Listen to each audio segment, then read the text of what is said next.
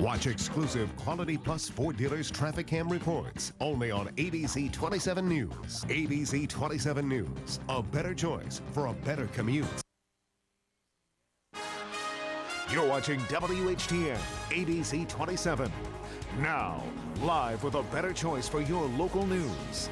This is ABC 27 News at 7. Some active duty Harrisburg police officers may lose their jobs this week because of the city's budget crisis. Plus, a high-ranking state official is charged in a drunk driving hit-and-run crash. And a new device allows bosses to test their workers for drugs without their knowledge. Good evening, I'm Valerie Pritchett. And I'm Dennis Owens. We begin tonight with the latest on the Harrisburg City budget crisis. Police officers are among the layoffs expected later this week. And now ABC 27 has learned the city has been unable to secure the $7 million loan needed to help get out of this financial mess. Ali Lanyon has more in our top story tonight. Harrisburg Police Chief Charles Keller says the next round of layoffs will happen on Thursday morning. As for how many members of the force will be affected, the mayor's spokesperson would only say there are 20 possible names on a list. They just don't know how deep into that list this round of cuts will go. The police chief says he can't afford to lose any officers and expects that response time and officer safety will be compromised. 2 weeks ago, City Council offered Mayor Stephen Reed a $7 million loan. Some members of City Council said that was enough money to stop these layoffs and balance the general fund. The mayor argued he needed more. We've approved a $7 million loan. That loan should be sufficient to stop any of these layoffs. So why administration isn't doing that, I don't know, and I'm not privy to any special information. And that's probably a good question for the mayor. It's going to cause a total reorganization of this police department, and not a good reorganization. I mean, I cannot afford to lose 20 officers. We've lost to 9 recruits. Mayor Reed was reportedly ill today and could not be reached for comment. We were told by the city spokesperson, however, that in yet another twist, the city has not yet secured the $7 million loan council approved because of, quote, problems with the bank.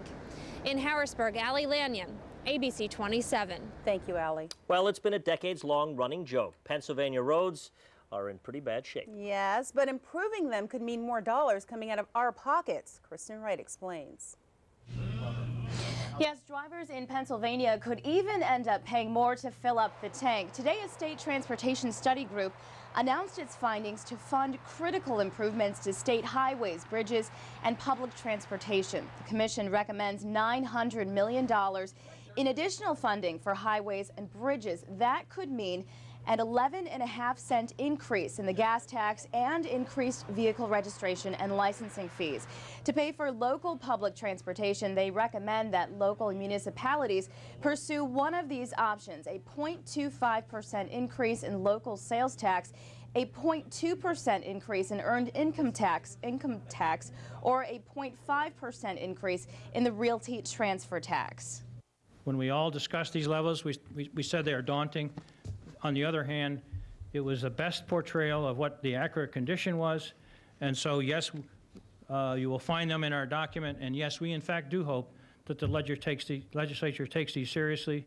Now, if these recommendations are followed, the average driver could pay an additional $7 more a month. These proposals now go to lawmakers who will make the ultimate decisions. Val and Dennis, back to you. Thank you, Kristen.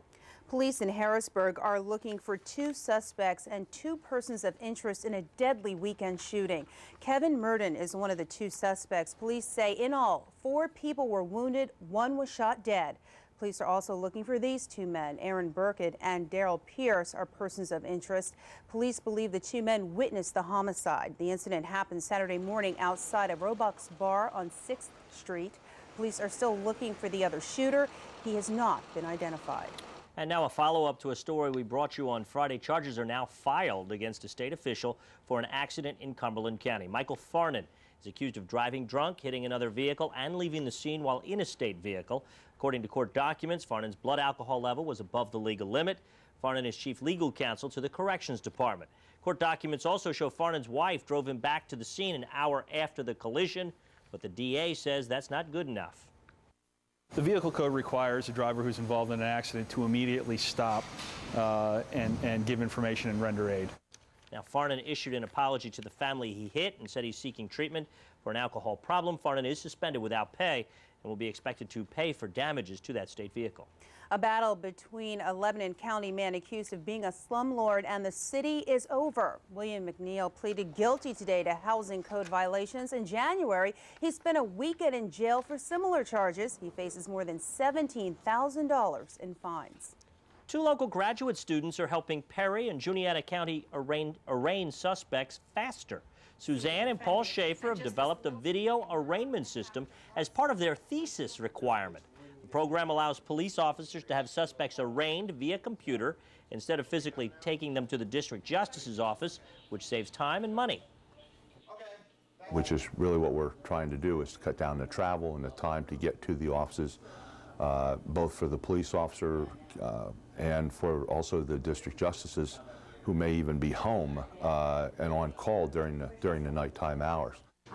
Now, part of the system went live today. The computers will be installed in the homes and offices of the district justices. Thanks to some new technology, your employer could be testing you for drugs and you may not even know it. It's called a drug wipe. Here's how it works. When a person uses drugs, it eventually sweats out through the pores in their skin. When they touch something, molecules of the drug are left on the surface. The wipe picks up what type of drug is being used. It can test for pot, meth, cocaine, and opiates. The makers say their test gives business owners crucial information about what is really happening in the workplace.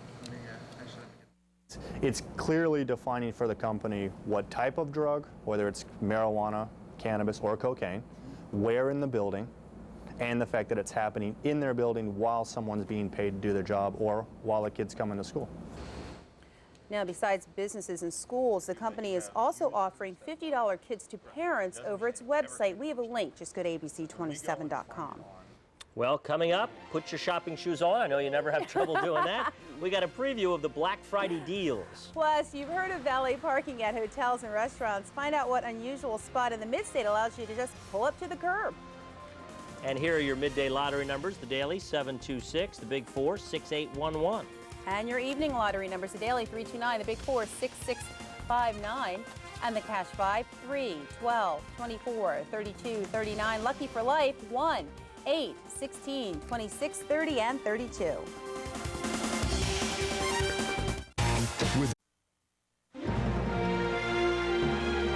Well, parking shouldn't be a pain anymore at Holy Spirit Hospital. Visitors said finding a spot was tough, but once they did, they had either walk or wait for the shuttle. So in response to community feedback, Holy Spirit is now offering valet parking for $2. Yes, this is a great day to start it. Sunshine, people want to park their own car and walk to the hospital. Today, with it dreary and raining out, people want to drop off in a dry area underneath the canopy and have someone else park their car. Yeah, especially on a day like today when it was drizzling and ugh. No, that's perfect. It's a lot of elderly people and so on. That's a long hike, and some of that parking lot pretty far away, so that's good news. On a sunny day, make the hike. All right. Not sunny today. No, and to prove not it, at all. I'll show you some of our rain gauges around the area. Our Toyota WeatherNet total rainfall, and total being yesterday into today, and the number is pretty impressive around the region. Good soaking rain anywhere you want to go. Stealing the highlights today is in Franklin County, and it goes up to Shippensburg, which is right on the Cumberland County, Franklin County line, all the way down to Waynesboro at 161, and all the way over here, good soaking rain. Right now, it's just that drizzle, kind of down the back of your neck, and everything you touch is wet, but it's not pouring. It just feels that way when you're outside. Why? Upper level low, look at that swirling around, and it's slowly moving to the north. As it does, it grabs that easterly component. It's called moisture, the marine layer. It brings it right in on top of us, continues to dump it on us, and yet the surface winds are coming from the northwest, trying to bring in some cooler weather at the same time. Look at the difference out to the west. 41 in Pittsburgh, 38 in Johnstown. It's 50 at Harrisburg International Airport, York Airport, Lancaster Airport. Look out right along the coastline, it's in the 60s. But eventually that all flushes out when the low moves away. If the winds ease up as they are forecast to do later on tonight in the overnight hours, dense fog might be a consideration. We right now have a relative humidity of almost 100%, and that sets the stage for limited visibility if the winds ease up. We're seeing that would be through 9 o'clock tomorrow morning in the shaded areas. Closest to Harrisburg area, for example, in the actual counties would be Snyder and Juniata County. It does not mean it wouldn't bleed into parts of Perry or, say, Sterrett's Gap or all the way up Peters Mountain, Upper Dauphin County. Watch for that if you have travel plans late tonight, early tomorrow morning. We have 49 degrees, northwest winds at 11. That's helping to keep things stirred up a little bit. Doesn't make it more comfortable. It just keeps the fog at bay for now. And the precipitation, 0.05. In fact, we just clicked off 1/100th during the commercial break. On top of us, November the 13th, 50 the high, 44 the low. The normals are 53 and 37 on this date. So when you average it out on paper, we're actually slightly above normal. Didn't feel that way, though, did it, with the rain? Susquehanna River at Harrisburg is on the way up slowly. Sunbury is still climbing a bit, and the Juniata River at Newport and Lewistown is on the way down. We watch the system crank up, move to the north and the east. Kind of a weak disturbance moving through the Ohio Valley. That might bring some showers passing by late tomorrow, but a better chance on Wednesday when this system cranks up and moves our way. Here's the low. This is our current weather maker, if you will. Pulls up and away, high pressure. That's our hero for Tuesday night, and Wednesday, part of Wednesday, because this system is then forecast to slide in on top of us and kind of make us remember today as the good old days. So we'll take a look at it. Notice that the wet pattern coming in here for Wednesday night, Thursday, and possibly into Friday morning. Now, I'm trying to find something positive, like to find something positive. Please. Try and dry it out for the weekend, albeit on the cool side and somewhat perhaps breezy for Saturday. All right. Thank you, Chuck. Let's go over to Josh for sports. Jimmy Johnson was one of the hottest drivers for the first half of the NASCAR season, winning 3 of the first 9 races of the year, including the Daytona 500. Then he cooled down and didn't pick up a win over the next 11 races, but the 48 cars caught fire during the chase for the Cup. He has 1 win and 4 second-place finishes in the last 5 races, including yesterday's second-place finish in Phoenix. That has Jimmy Johnson 1 win away from his first Nextel Cup championship. A great run, and there at the end, I was really pushing for a win. We had such a great car and such a great weekend. I didn't want to, not put up a strong effort for the win. We did what we needed to. If we can just go to Homestead and do it one more time, we'll be very happy.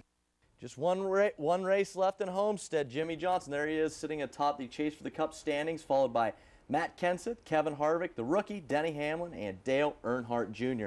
There's no more do they have 10 places because 5 of them have been mathematically eliminated. So there's only 5 drivers left.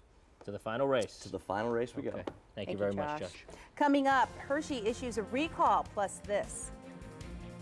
I'm Dennis Butterbine, the Consumer Center. You'll have more opportunities for Black Friday shopping this year than ever. I'll explain coming up on ABC 27 News at 7. You're watching the ABC 27 Forecast Center, brought to you by the Bed and Furniture Warehouse. Values you can live with. What you doing?